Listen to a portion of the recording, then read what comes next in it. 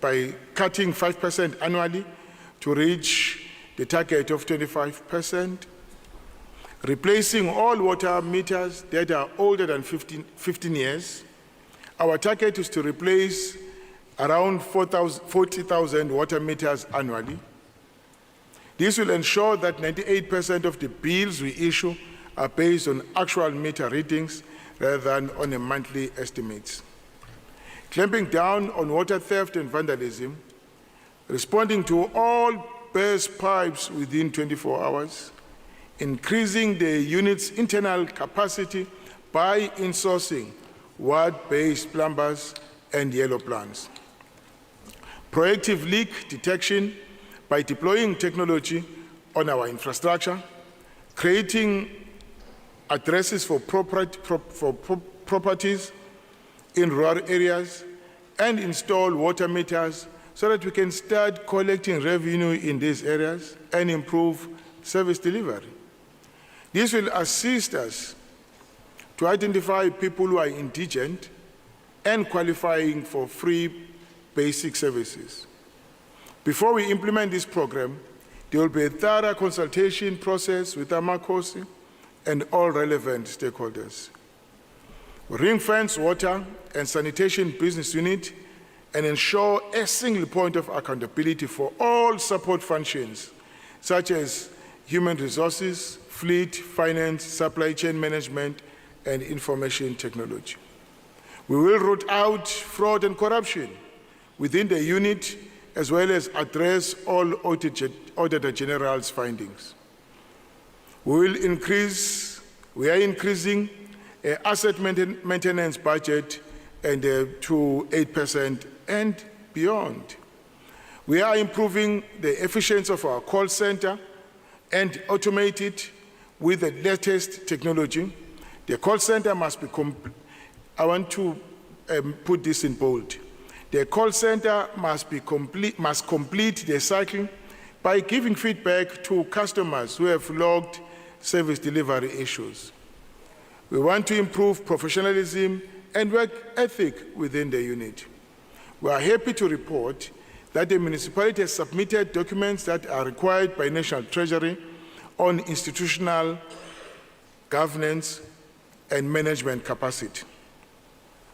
Furthermore, our business and investment plan, as well as the governance roadmap, have been approved.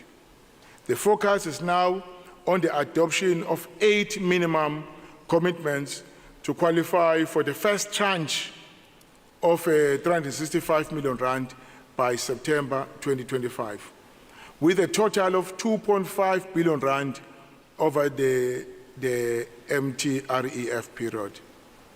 This funding will be utilized for the long-term sustainability of our trading services. Efforts to turn around the electricity unit are also at an advanced stage, Mr. Speaker. Last year, the Council adopted the electricity turnaround strategy, which was approved by National Treasury. We are confident that these changes will not only improve the efficiency of the electricity service, but they will also guarantee energy security in the municipality. Allow me, Speaker, to commend Eskom for the sterling work it has done to reduce the frequency of load shedding. However, we are aware that most communities are still experiencing prolonged power outages due to theft, vandalism, and aging infrastructure. To continuously supply residents with electricity, the municipality will allocate an operating budget of 23.6 billion rand, of which 18.7 billion rand, which is 80% of the budget, is for bulk purchases from Eskom. 578 million rand will be spent on free basic electricity. The capital budget for electricity is 859 million. Whilst the unit will continue to service 760,000 customers, the focus on the 25-26 budget, electricity budget, is on 1, network network refurbishment to replace aging infrastructure and upgrading substations for better load capacity. All plant maintenance will also be undertaken. 17 new substations will be commissioned, whilst a further 30 will be upgraded. Introduction of smart metering and street lighting projects to reduce losses and improve energy use. Electricity loss targeted in the next financial year is less than 11.5%. 3, targeted delivery of electricity to informal settlement and new developments. 4, we undertake to connect new connections and industrial customers, to connect new commercial and industrial customers, as well as aiming to connect 4,500 residential dwellings to reduce the current backlog of 345,825 households. We will increase the number of teams to proactively protect the electrical infrastructure and respond to infrastructure theft incidents, as well as effectively removing illegal connections to reduce non-technical losses. We will also procure and replace non-operational electricity meters to improve revenue generation. Improving the number of operational streetlights, which includes the provision of high mast lighting at major intersections to improve safety and security. Lastly, accelerating the process of procuring alternative sources of energy. On waste management, Mr. Speaker, keeping the city clean is key to attracting tourists and investors. It also contributes to the health and well-being of our residents. To ensure seamless provision of waste management services, the municipality has set aside an operating budget of 1.9 billion rand, which includes 454 million rand for community-based contractors and 85 million rand for refuse bags. The capital budget for this service is 375.5 million rand, which will be spent on transport assets and landfill sites. Whilst the budget will be used to manage the entire waste management function in the municipality, the focus of the cleansing and solid waste budget is to 1, continue providing weekly refuse removal services to 1.24 million households in the municipality, including informal settlements. 2, investing in modernizing the waste fleet and equipment to improve collection efficiencies. Jomba. Cheers.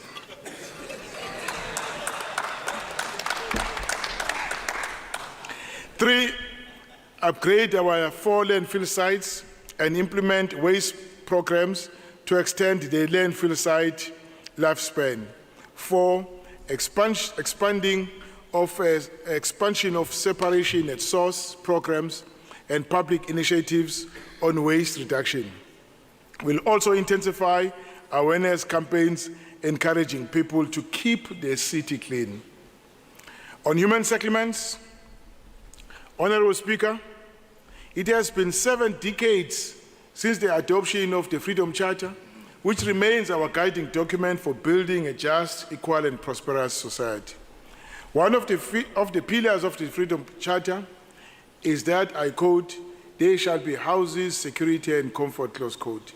In line with this noble goal, we will endeavour to provide decent houses for all our people, particularly the poor. As a city, we currently have a housing backlog of over 474,000 households, which is growing due to rural-urban migration, is a moving target. We also have the largest number of informal settlements in the city. There are approximately 600, in fact, well over 600 informal settlements with 314,000 households. It is against this background that during the budget hearings, people raised issues about long-standing housing projects, refurbishment of flats, title deeds not being issued, eradication of transit camps and informal settlements, as well as shortages of land for housing development, Councillor Mvubu. However, compounding the situation is the recurring floods which destroy houses and displace many families. Working with all spheres of government and Amakosi, who are the custodians of land in rural communities, we continue to search for suitable land to settle those living in informal settlement and transit camps. Priority is given to victims of disasters who usually find themselves in temporary accommodation. For 2025-26 financial year, the human settlement budget will deliver on the following key priorities: construction of top structures, storm-damaged houses, building of social housing and hostels, constructions of 1,641 new subsidized housing units, 30 hectares of land will be acquired for human settlements, 608 informal settlements will be assessed and classified, 720 service sites for human settlements will be identified and prepared, 9,424 households in informal settlements will benefit from the incremental services. Public transport. Provision of safe, reliable, and integrated public transport remains our priority. The majority of our people, particularly the working class and the poor, rely on this service. Therefore, it is vital that our fleet and infrastructure operate optimally to meet the needs of the commuters. During the budget hearings, people raised queries about the Go Durban project, poor bus service in certain areas, lack of bus shelters, and faulty traffic signals. To address these challenges, Ethekwini Transport Authority, ETA, will be undertaking the following projects in the next financial year: construction of the integrated public transport network infrastructure, which includes bus stations, depots, feeder routes, Corridor C3, C1, C9, and Bridge City Terminal. Upgrading public transport facilities such as taxi and ranks, building public transport shelters, installation of 1.9 kilometers of guardrails, traffic and safety improvements, building traffic calming speed bumps at 48 different locations, building sidewalks for pedestrian safety, and 17 different locations implementing traffic signals. Coming to engineering, adequate road infrastructure is key to growing our economy. It plays a crucial role in linking communities with social amenities and economic activities. Most of the communities we met during the budget hearings, particularly in rural areas, complained about gravel roads and poor road maintenance. Therefore, we must continue to invest in maintaining existing infrastructure and expanding our new road network in rural and township communities. You will agree with me that the road infrastructure is both the brunt of the severe weather events that constantly visit the city. As we rebuild damaged roads and bridges, we are applying the principle of building back better to ensure that we have a resilient infrastructure that can withstand future disasters.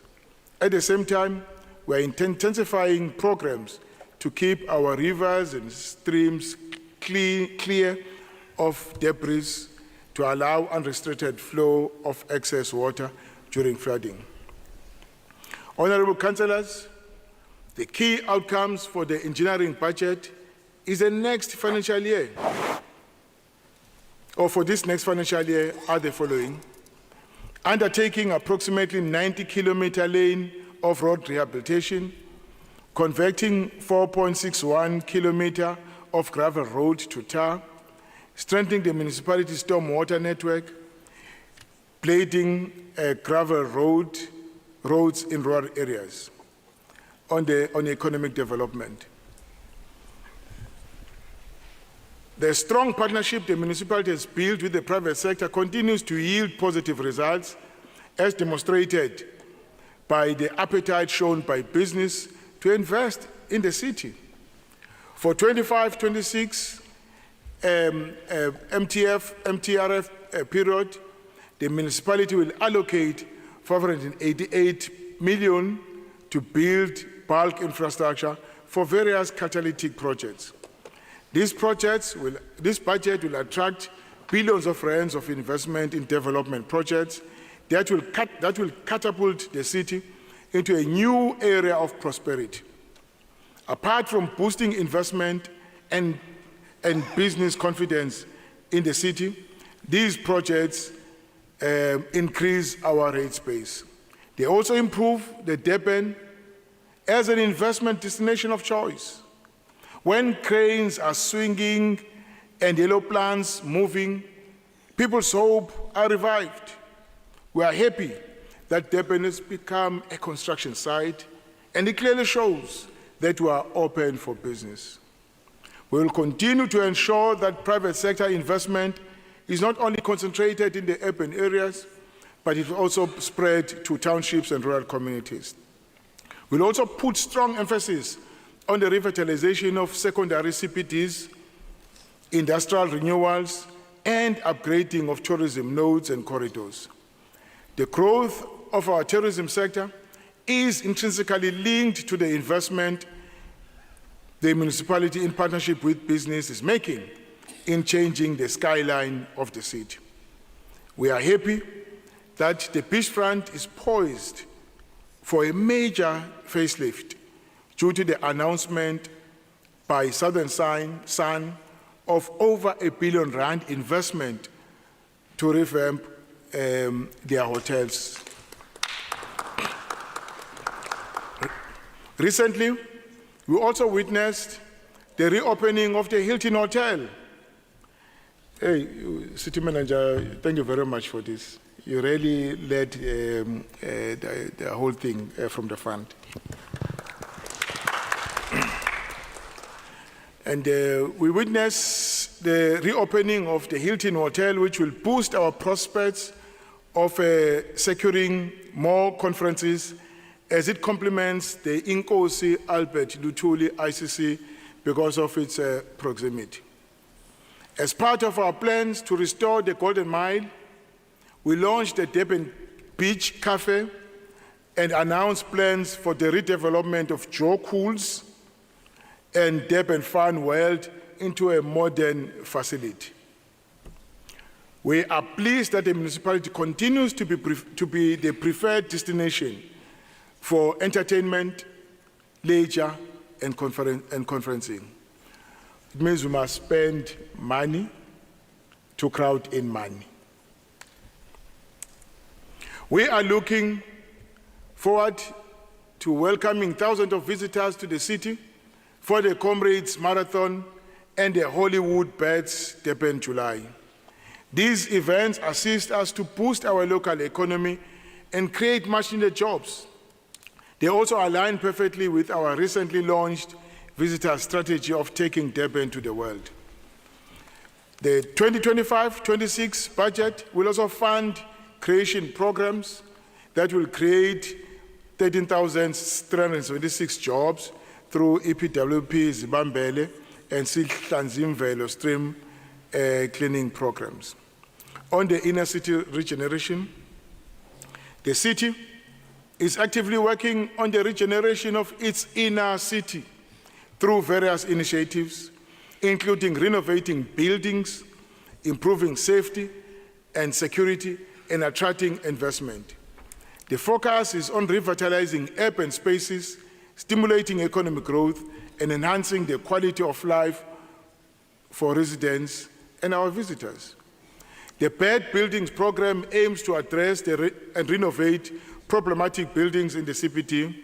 We are collaborating with property owners, the Department of Public Works and Transnet, which has led the renovation of many buildings with plans for more. The program includes initiatives to reclaim hijacked buildings and provide incentives for property owners to renovate their properties. We are working with property owners to wrap problem buildings, allow them to generate revenue from advertising to help pay for renovations.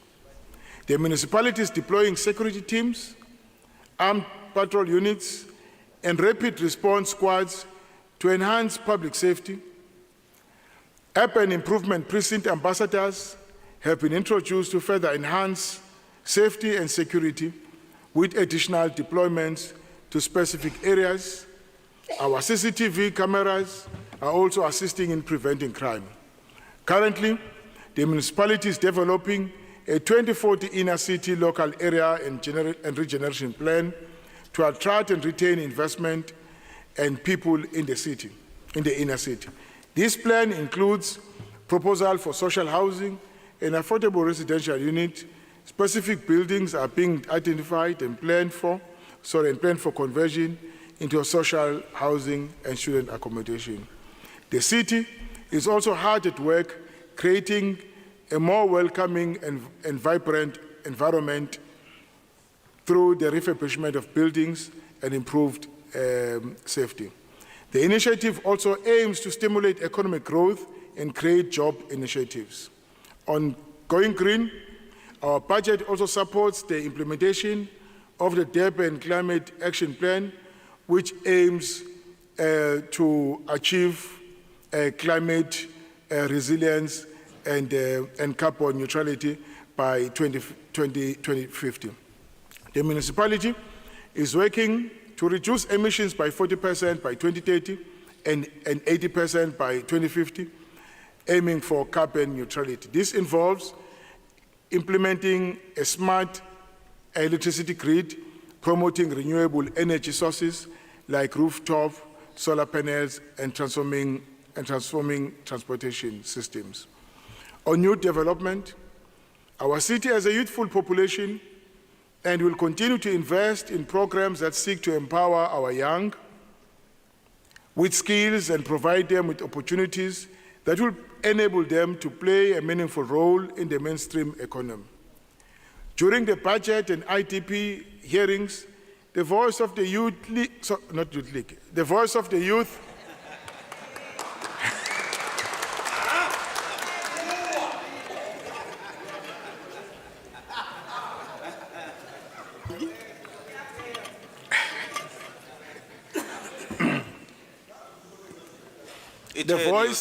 during the hearings, the voice of the youth was loud and clear that they don't want to live on handouts, as most of them have post-matric qualifications. We want to say that as the leadership of the city, we have not only listened to your cries, young people, but we have also responded. Therefore, in the 25-26 financial year, the municipality will allocate funding for youth programs across various units in the municipality. Through the Youth Office, we'll continue to fund educational and skills development programs in the form of bursaries and the Student Relief Fund. The city will also strengthen partnership with tertiary institutions to equip young people with information technology skills, including robotics and artificial intelligence, to prepare them for the jobs of the future. On the disability sector, and as part of the budget and ITP consultation, we have engaged with them, with the people in the disability sector, and made commitments that all the issues they raised with us, which include inadequate transport, housing, jobs, and business opportunities, will receive attention. On fighting crime, we must work towards building a city where people are safe to work, live, and play. The people of Ethekwini have told us that they are experiencing crime daily due to lack of police visibility in certain areas. It is for this reason that last year we've entered into a cooperation agreement with the South African Police Services to increase our capacity by sharing resources to improve responsiveness. Furthermore, we all agree that technology can play a crucial role in fighting crime. For this reason, we'll be allocating 300 million rand in the current financial year to roll out the smart policing programs. We'll also recruit additional Metro Police officers to ensure greater visibility in our communities, Councillor Mpans. However, we must mention that police alone will not be able to defeat the scourge of crime. Through Safer City programs, we'll implement community safety and crime prevention programs in collaboration with business and community crime fighting structures. We will also establish an electronic land invasion complaints management system and strengthen partnership with community forums for rapid response.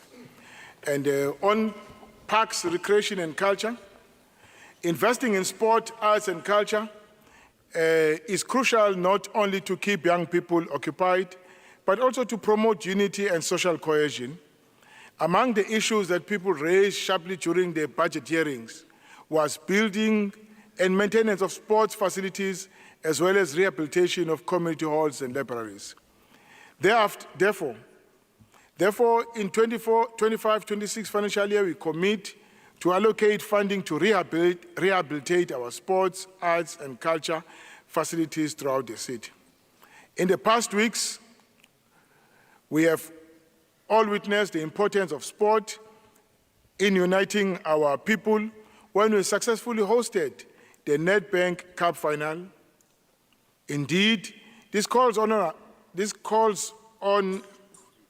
us to continue to invest in upgrading our sports facilities, as we are currently doing with the Moses Mabhida Stadium and the Kings Park swimming pool, so that we can also continue to attract major sporting events in the city. I'm not going to list everything that is going to be done there, but the list is there. Let me take this opportunity to commend the work that has been done by our teams from Parks and Recreation, Metropolis and Safer City in revitalizing the Appelt Park and returning it to the community. Our profound gratitude also goes to none other than the ward councillor for Ward 32, Councillor Mgonyama, for leading from the front and mobilizing all stakeholders to reclaim the park from vagrants. We can do it. If we can do it, we all can do it. I want to make a call to all councillors to lead campaigns in our wards and reclaiming public spaces from criminals so that families can feel safe and enjoy our parks. In our efforts to address social ills, we are accelerating programs to fight the scourge of gender-based violence. We've also heightened the campaign to tackle the challenge of teenage pregnancy, which also contributes to the spread of HIV among teenage girls. Our health unit will continue to test and screen people to reduce the burden of HIV and other communicable disease. We remain committed to address service delivery challenges that are plaguing the city. In the new financial year, we'll be rolling out a bold new approach to boost service delivery that hinges on real-time accountability, regional management, and technology-driven innovation. While acknowledging systematic weaknesses that continue to frustrate residents,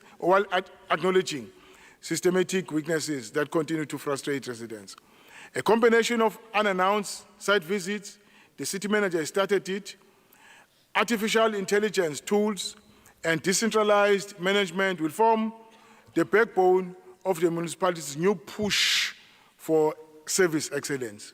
We've picked up a couple of things that we are not happy about.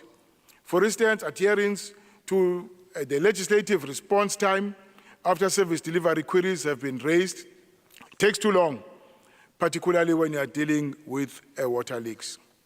To close the gap, we are promoting transversal management, a tighter standard operating procedure between municipality units.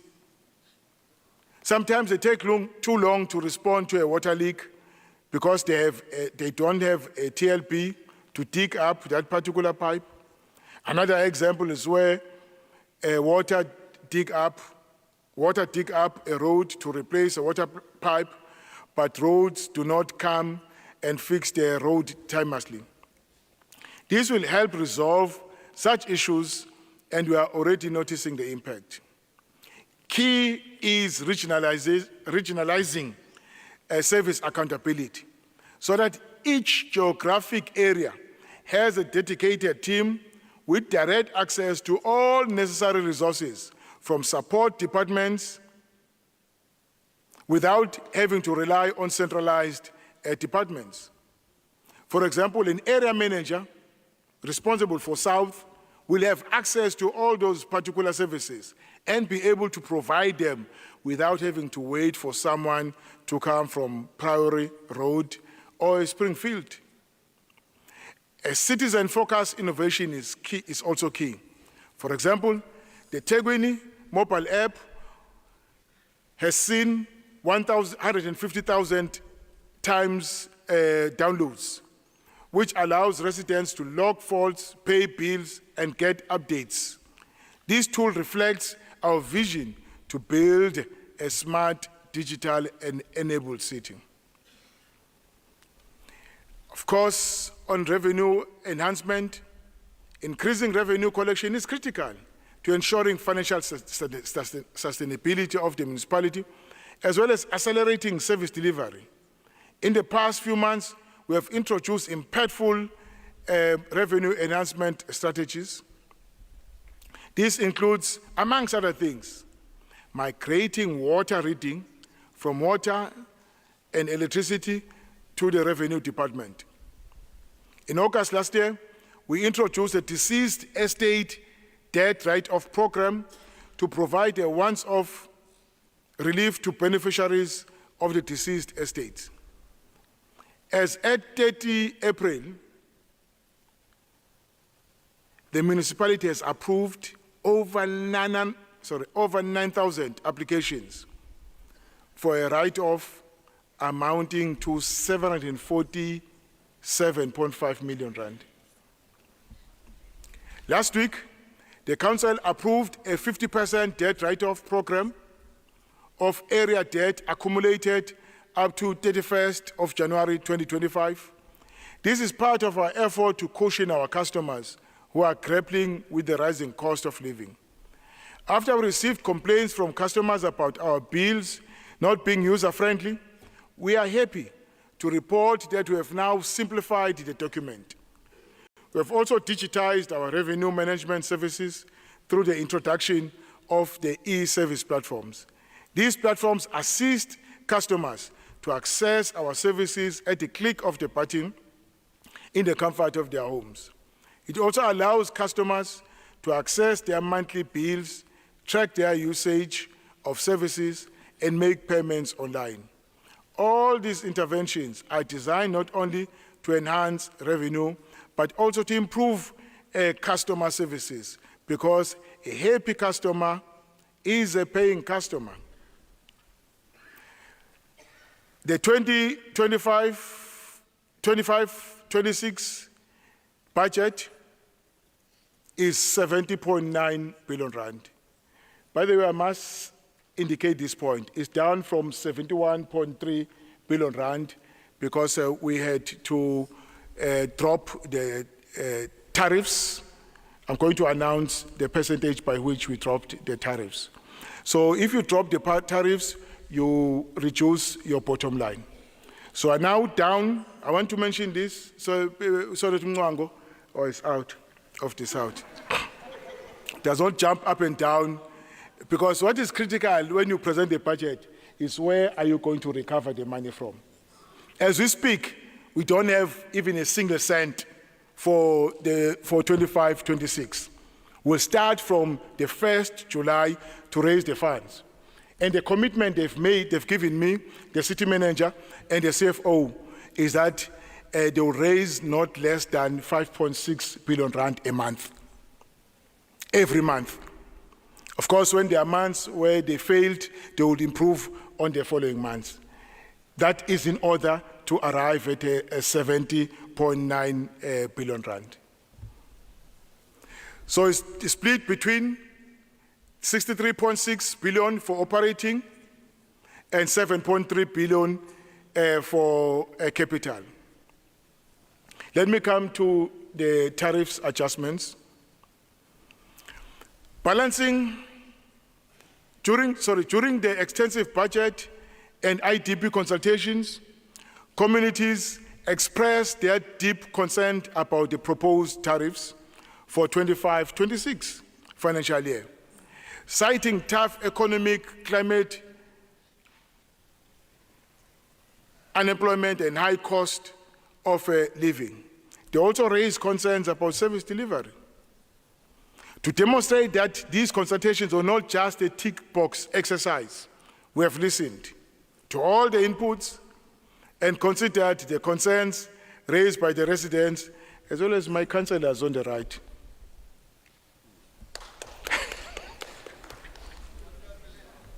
Yeah, as well as on the left. So we listen. In this regard, we are happy to announce that the tariffs have been critically reviewed and revised as follows. While the proposed domestic tariff increase has been reduced from 15 to 13%, the water tariff increase for business has been reduced from 16 to 14%, but just close to the Umgeni tariff, Bamkos. Very close. I think we're just 1 or 2% that differentiate between what Umgeni is imposing us and what we are going to charge our residents. Anything below this will bankrupt the municipality.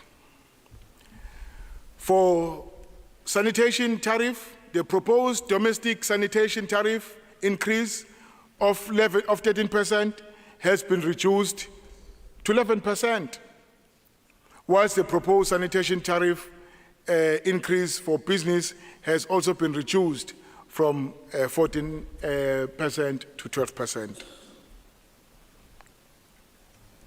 The average property rates has also been reduced from 6.5% to 5.9%. I thought, Honorable Berchte, you would give me a round of applause. I'm going to stop giving you good news. Refuse tariff. The proposed refuse tariff increase for domestic households has also been reduced from 9.9% to 9%, in line with the tariff increase for business. For electricity, the proposed tariff for electricity is 12.72%, remains unchanged. We failed to win our argument with Eskom. They pleaded that they are also picking up the cost of providing the service has increased, and that they can't do this any better. They can't improve the tariff. It remained as they imposed on us. The surcharge is being reviewed, infrastructure surcharge, Colleagues, I'm going to come back in May, but I'm not increasing it. The surcharge is being reviewed, and the report will be submitted in June. We're just simply extending it. That report is going to come. We're not ruffling the feathers there. In addition to the reduction of the tariff increases, the rebate on vacant land will be increased to 30% in 25-26 from 10% in 24-25 upon application and approval. Again, we are a caring and a listening municipality. Furthermore, where property previously categorized as agriculture, as at 1st July 2025,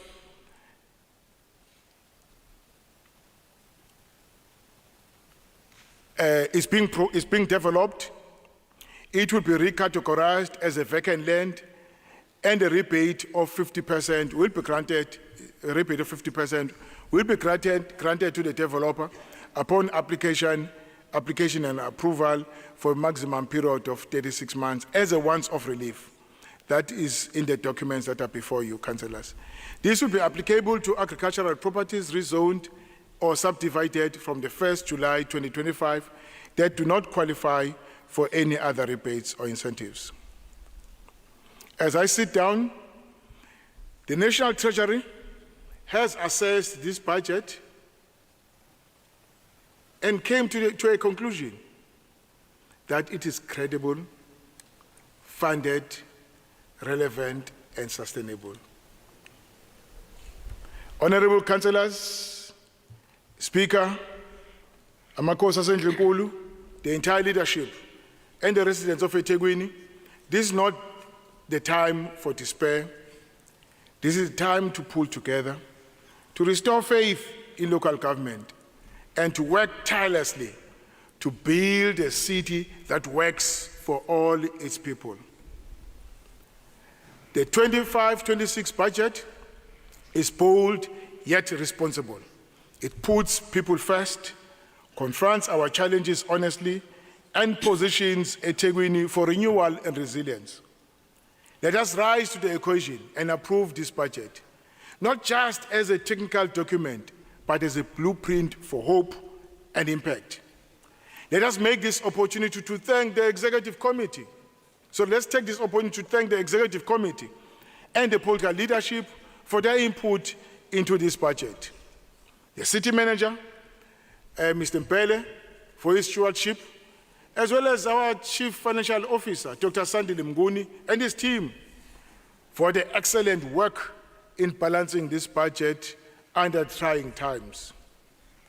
Most importantly, I wish to thank my organization, the African National Congress, for the responsibilities bestowed on me and the collective leadership. I also want to thank all political parties we are working with for their cooperation, except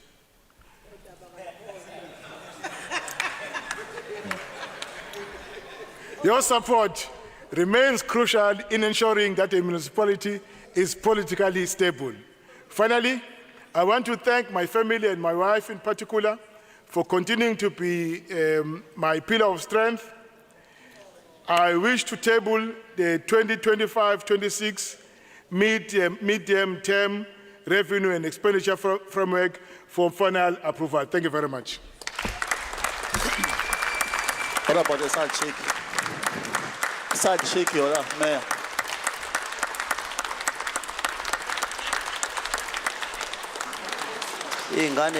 Thank you very much. Thank you, Your Worship. Order. As we have indicated earlier, that after His Worship the Mayor have tabled the draft budget, we are going to close the special meeting and convene the ordinary council meeting after. We are now closing the special meeting.